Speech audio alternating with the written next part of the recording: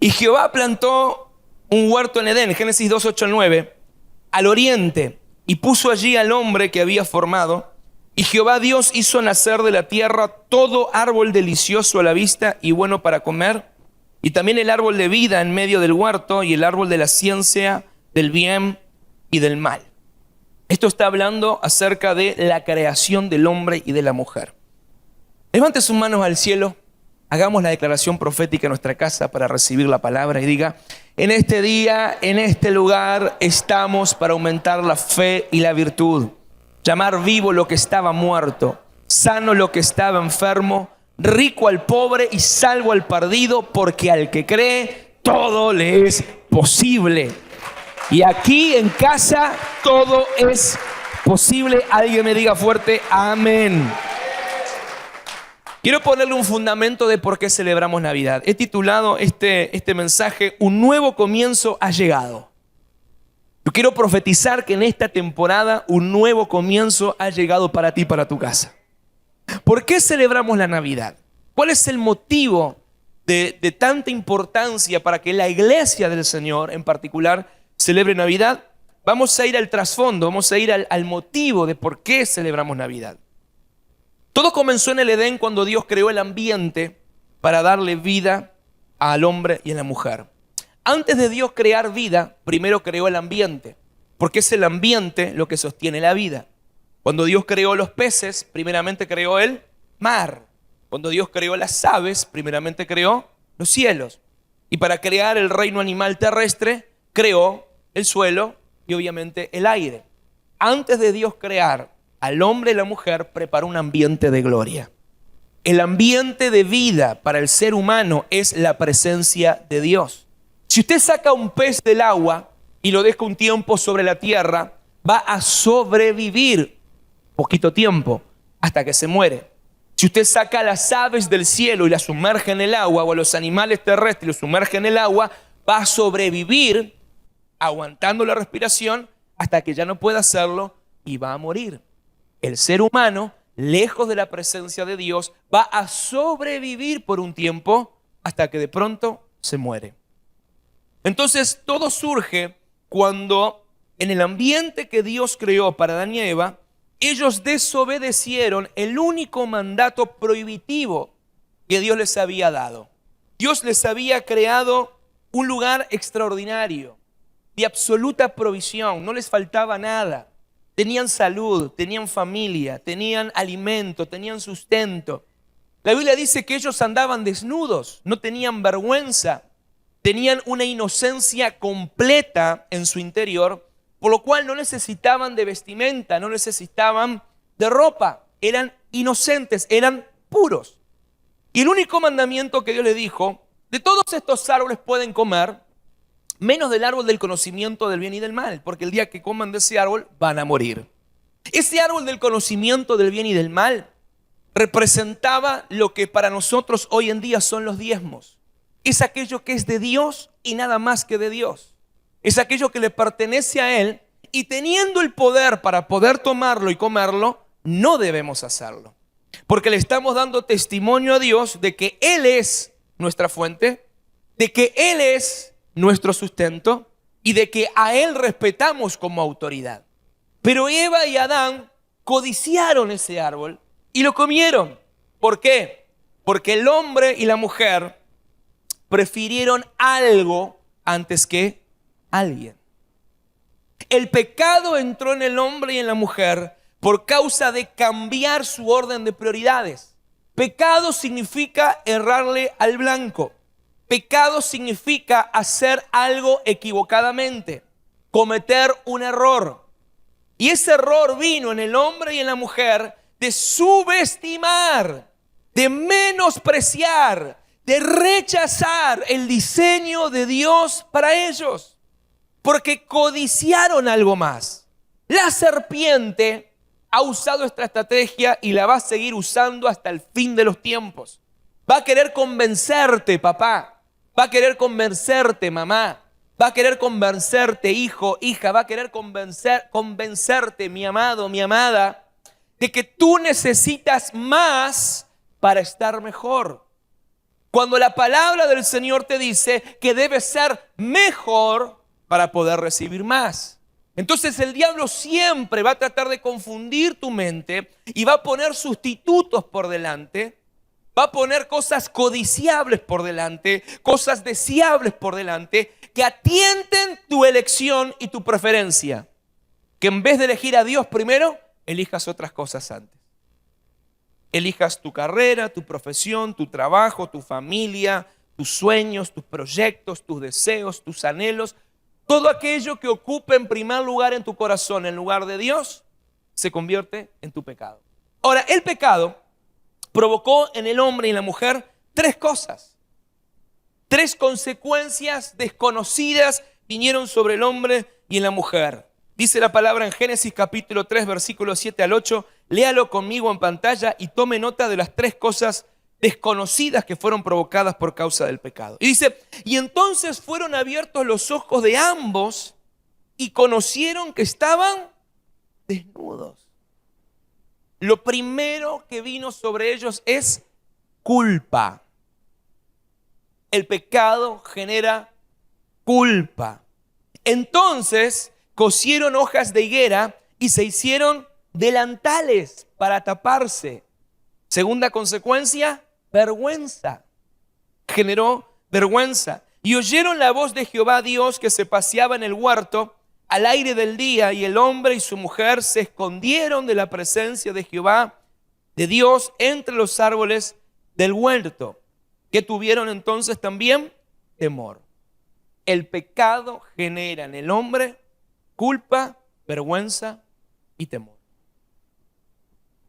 Una conciencia cauterizada es cuando tú llegas al punto de pecar y ya no sentir culpa. De pecar y ya no sentir vergüenza.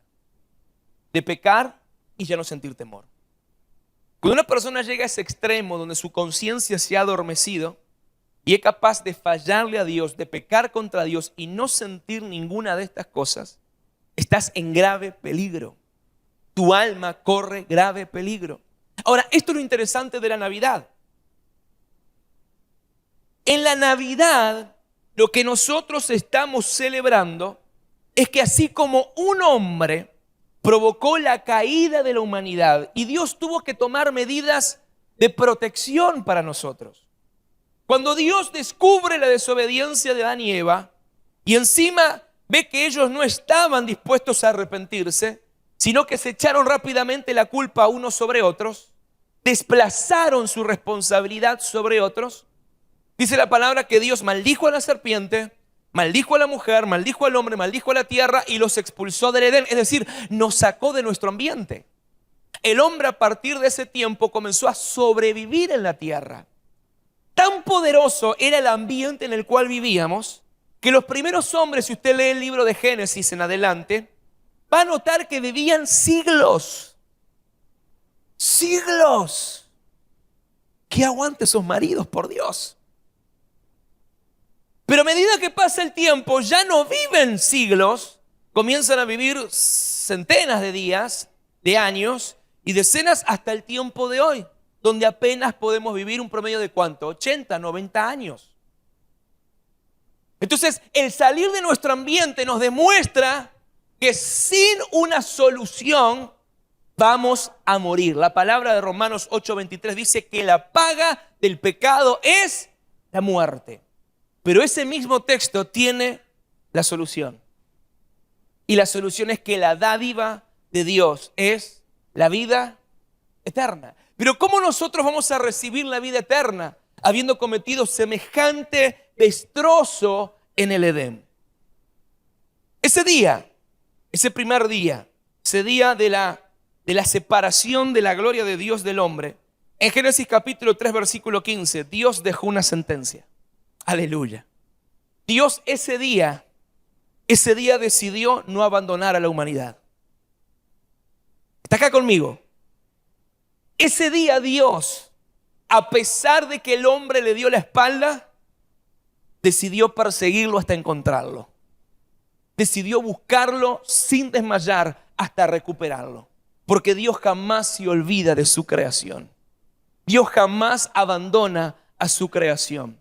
Dios jamás le da la espalda a su creación. La Biblia dice que aunque tú y yo podamos ser infieles, Él permanece fiel. Y eso me encanta de Dios. Y dice la palabra, le dice a la serpiente: pondré enemistad entre tú y la mujer. Génesis capítulo 3, versículo 15. Y entre tu simiente y la de ella. Y su simiente te aplastará la cabeza, pero tú le morderás el talón. Dios le estaba diciendo a la serpiente: tú hiciste caer a mi creación. Tú engañaste a la mujer. Tú provocaste la caída en la mujer. Pero yo te adelanto que vendrá el día donde ella dará fruto en su vientre. Y el fruto de su vientre te va a pisar la cabeza. Te va a derrotar, te va a destruir. Por un momento te vas a convertir en el príncipe de este mundo. El Nuevo Testamento habla de este ángel caído, la serpiente Lucifer, como Satanás, el príncipe de este mundo. Él tomó el gobierno de la creación al verlo entregado el hombre y la mujer en su pecado. Porque recuerde que el mandamiento, el primer mandamiento positivo y directivo que Dios le dio a Adán y a Eva en el Edén es: sean señores sobre la creación, gobiernen la creación, multiplíquense y llenen la tierra y sean jueces sobre ella. Pero al pecar, esa autoridad la robó Satanás. Al pecar, ese gobierno sobre el mundo se lo robó Satanás. Pero el plan de Dios no iba a ser afectado para siempre. Alguien tiene que decirme amén. ¿Están acá o están pensando en el lechón? ¿Están pensando en el cordero? Espíritu de gula, sal de esta gente en el nombre de Jesús. Le está diciendo Dios a la humanidad: esto lo voy a revertir. Esto yo lo voy a cambiar. Aunque por un tiempo salgan de la gloria, los voy a traer de regreso a la gloria. Aunque por un tiempo van a padecer las consecuencias del pecado. Aunque por un tiempo la serpiente les va a morder el calcañar, les va a morder el tobillo. Un día se va a levantar un niño. Un día va a nacer un niño. Un día van a ser un libertador. Un día van a ser un redentor. Un día va a levantarse un hombre que va a vencer a Satanás y va a recuperar lo que el hombre había perdido. Escuche, esto se está poniendo bueno.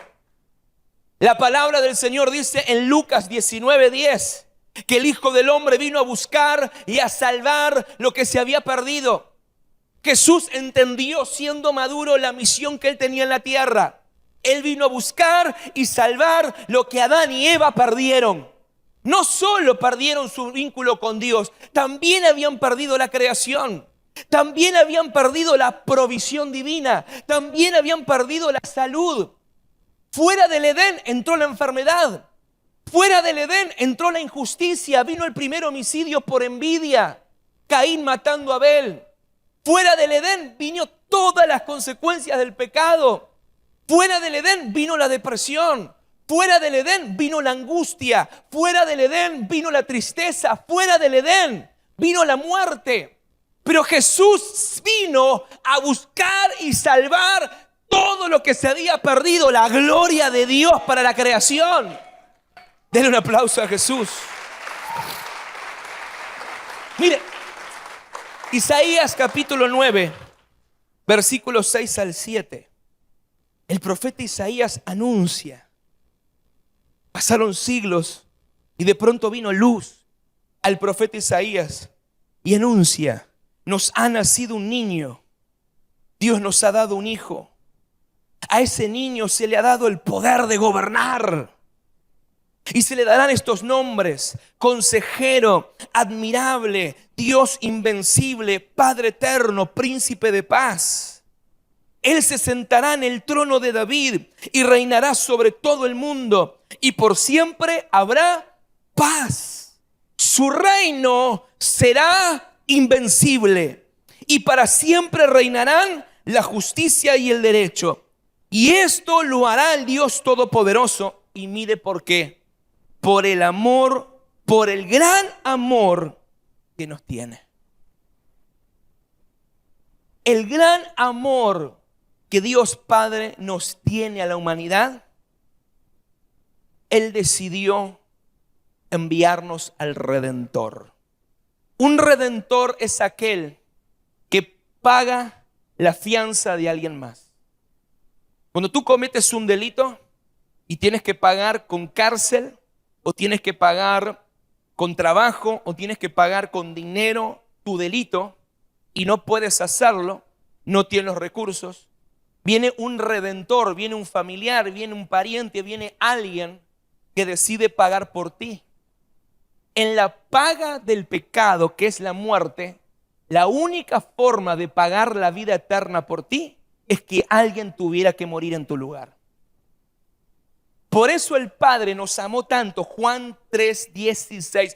¿Cuán grande es el amor de Dios? El amor de Dios es tan grande que Juan 3:16 me dice que de tal manera amó Dios al mundo que ha dado a su Hijo unigénito, el único que tenía, el único que tiene, el único Hijo divino que Él tiene, para que todo aquel que en Él crea no se pierda, mas tenga vida eterna.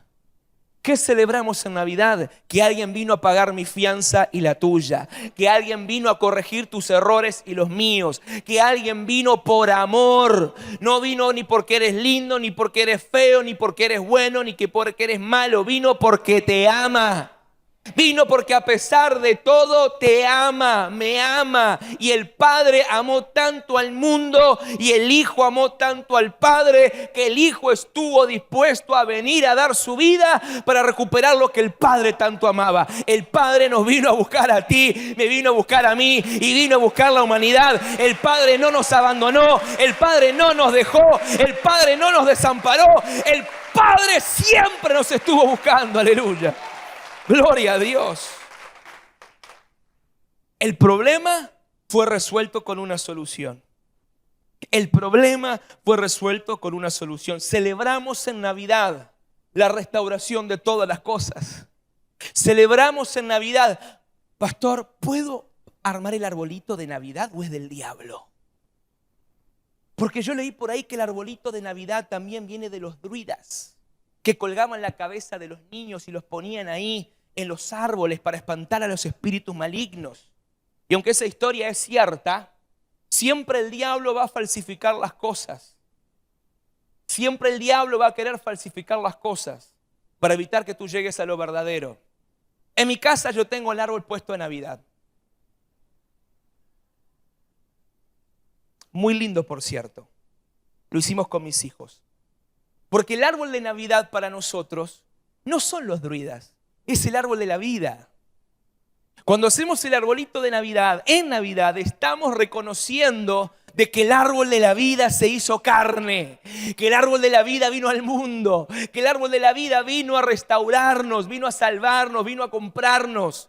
Y en ese árbol, cuando colocamos los regalos y colocamos los chirimbolos y colocamos las luces, lo que estamos diciendo: en el árbol de la vida está nuestra provisión, está nuestra sanidad, está nuestra libertad, está nuestra bendición. Arme el arbolito de Navidad, no sea religioso, fariseo y amargado. Y si no tiene árbol, cómprese un pinito de esos y póngalo ahí. Yo no puedo creer que haya gente que sí celebra a Papá Noel y no el árbol de Navidad. Y se dicen ser creyentes, por Dios. Lea más la Biblia y menos los catálogos de venta del supermercado. Hay gente que tiene más fe en un catálogo del supermercado que en la palabra del Señor. Ve el catálogo y dice: el próximo viernes 20% de descuento, y la gente sale corriendo desesperada porque hay 20%. Cuando llega no hay más productos en descuento. ¿A cuántos le ha pasado? Y uno va por fe y era una estafa. Y ya que estás ahí, algo te tenés que comprar porque te da vergüenza salir del supermercado sin nada. En vez de leer la palabra y creer en las promesas del Señor. Escucha, iglesia. Navidad es celebrar el nuevo comienzo para el hombre y la mujer, que fue enviado el Salvador del mundo. Él vino a redimir nuestra culpa, nuestra vergüenza y nuestro temor por el perdón, por la libertad y por el valor. Lo que yo quiero decirte es que en esta Navidad hay un nuevo comienzo para tu vida. Si has estado atado al pecado, atado a la depresión, atado a la angustia, atado al temor, hay vergüenza, hay culpa, el Señor en esta mañana te está diciendo: yo redimo tu vida, te doy valor, te doy perdón y te doy libertad en el nombre poderoso de Jesús. Aleluya. Aleluya. Ahora hay algo que a mí me quebrantó muchísimo meditando en esta palabra. Me quebrantó muchísimo. Cada año a mí me quebranta este pensamiento y esta reflexión. Dice la palabra del Señor. Dice la palabra del Señor. Gálatas capítulo 4, versículo 4. Pero cuando llegó el día señalado por Dios, Él envió a su Hijo. Y nació de una mujer y se sometió a la ley de los judíos. Me encanta esta versión. Cuando llegó el día señalado de Dios. Otra versión dice: cuando se cumplió el tiempo. ¿Estamos celebrando una fecha? No. Estamos celebrando que Jesús nació. Es muy posible que no haya sido en esta fecha, pero a mí me encanta que sea esta fecha, porque se está acercando a fin de año y estamos por cambiar de temporada. Me encanta porque Jesús representa las primicias. Y estamos por entrar en temporada de primicias, enero y febrero, donde consagraremos los primeros y mejores frutos para nuestro Dios al principio del año, como cada año.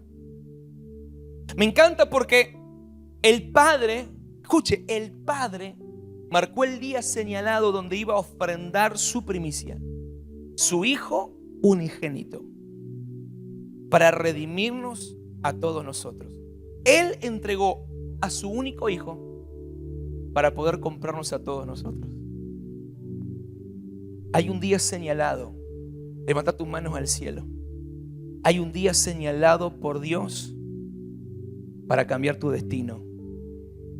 Hay un día señalado por Dios para cambiar tu familia. Hay un día señalado por Dios para transformar tu matrimonio, para transformar tus finanzas, para transformar tu ministerio, para transformar tu llamado. Sebastián y Mónica, el día señalado de la transición por Dios llegó para sus vidas. El día señalado de la transición que le habían pedido al Señor, y por temor a Él, no por temor a las consecuencias, por temor a obedecerle a Él, pensaron que le habían demorado. Pero el día ya estaba señalado, el día ya estaba marcado. Y Dios está diciendo: traigo un nuevo comienzo a esta familia. Todo lo que el diablo les quitó y les robó en este año 2019, el Señor se lo va a restituir en el 2020. Porque el día señalado por Dios para la restitución ha llegado para ustedes. Y ninguna promesa de Dios, ninguna palabra del Señor ha quedado en el olvido. Aunque ustedes las habían olvidado o menospreciado, dice el Señor: anoten el día y la fecha, porque el día señalado viene y el día señalado se va a cumplir. Y ni una sola promesa voy a dejar de cumplir con esta casa, dice el Señor. Y escucha qué interesante esto. Dice la palabra que cuando envía a Jesús, a mí me encanta esto, a mí me quebranta esto, me quebranta, porque Dios decide enviar lo más valioso que tenía al mundo. Nosotros no dejamos a nuestra hija con cualquier persona, sin menospreciar al resto de la iglesia, pero confiamos la vida de nuestra hija en personas confiables, en personas que sabemos van a poder cuidar de nuestra princesa tanto como nosotros, o intentar hacerlo mejor aún que nosotros, porque no es su hija, es mi hija, es la hija del pastor. Si el Padre enviara a su hijo más valioso al mundo, yo pensaría: yo le envío al arcángel Miguel, al arcángel Gabriel, le mando una legión de 500 ángeles que lo rodeen, que lo protejan, y no sé, busco a padres experientes, busco un matrimonio bien posicionado, que tenga recursos, que tenga una linda casa, que tenga un buen auto, que tenga piscina para que mi nene pueda hacer piscina, que le pague un buen colegio, que le dé una buena educación, que viva en el barrio más top de Judea. Pero no. Dios Padre decidió confiarle a su hijo a un par de muchachitos inexperientes, a una mamá que recién iba a ser primeriza, que todavía no estaban casados. Dios decide confiar en José y en María, que a la vista está no eran muy pudientes, porque prepararon el lugar de nacimiento para el Hijo de Dios en un pesebre, porque no había lugar en la mesón. No tenían recursos para pagar un buen hotel. No tenían contactos. No tenían conexiones. El día que nació el Rey de Reyes y Señor de Señores, se los confió a una parejita inexperta, sin recursos, en soledad, solitarios. Pero esos dos eran confiables. Esos dos eran confiables. ¿Qué tenían José y María? En apariencias no tenían mucho, pero en su interior tenían todo. Eran confiables. El padre podía confiarles a Jesús. Y sabían que ese niño lo iban a proteger, lo iban a cuidar, lo iban a amar y lo iban a llevar hasta el destino profético que Dios había trazado para él.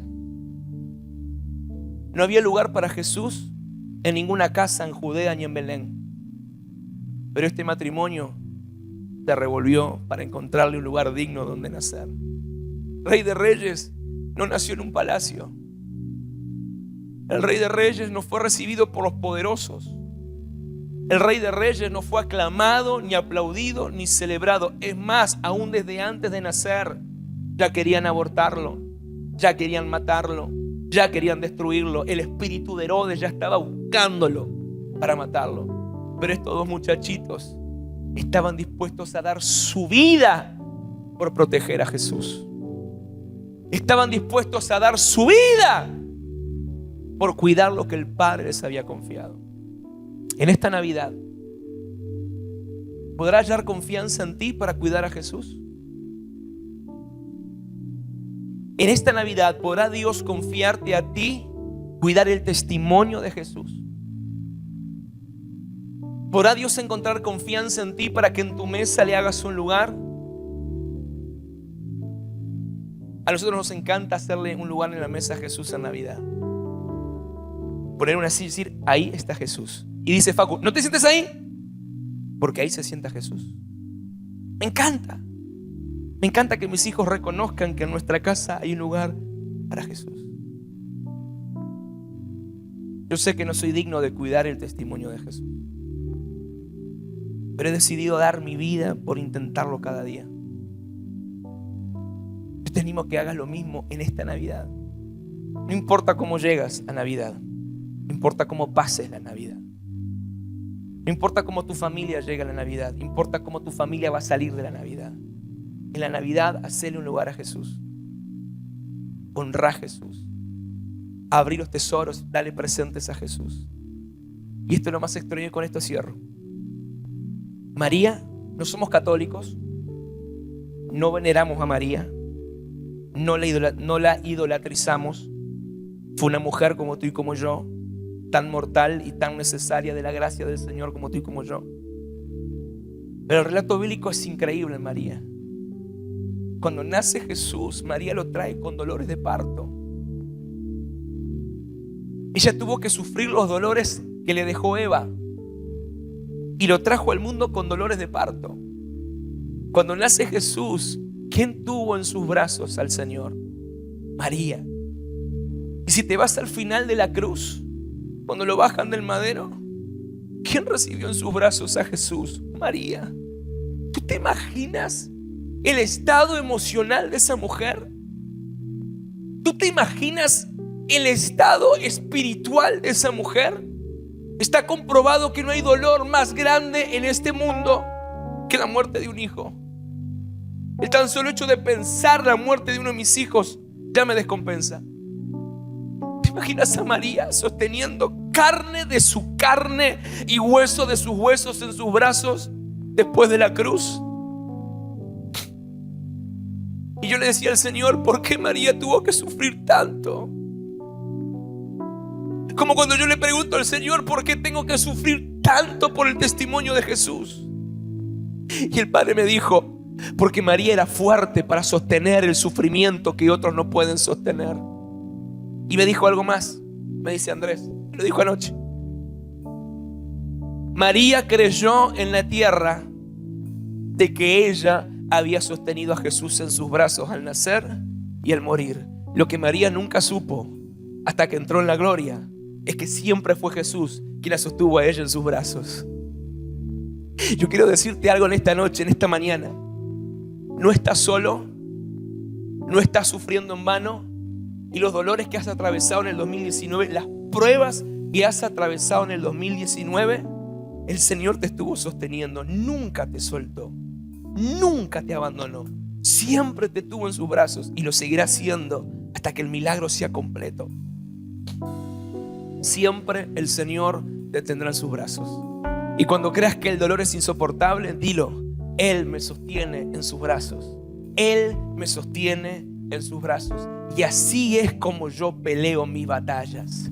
Así es como yo peleo mis batallas. Cuando voy al frente de la guerra, yo sé que no voy solo. Un gigante va delante de mí. Su nombre es Emmanuel, Dios con nosotros, Padre eterno, Príncipe de paz, Dios nuestro, el Todopoderoso, Jehová Gibor, varón de guerra, Jehová El Shaddai, el Todopoderoso, Jehová Rafa, el sanador, Jehová Jireh, el proveedor. Todos los nombres de Dios en un solo nombre: Jesús. Jesús, Jesús, Jesús, Jesús, Jesús. Aleluya.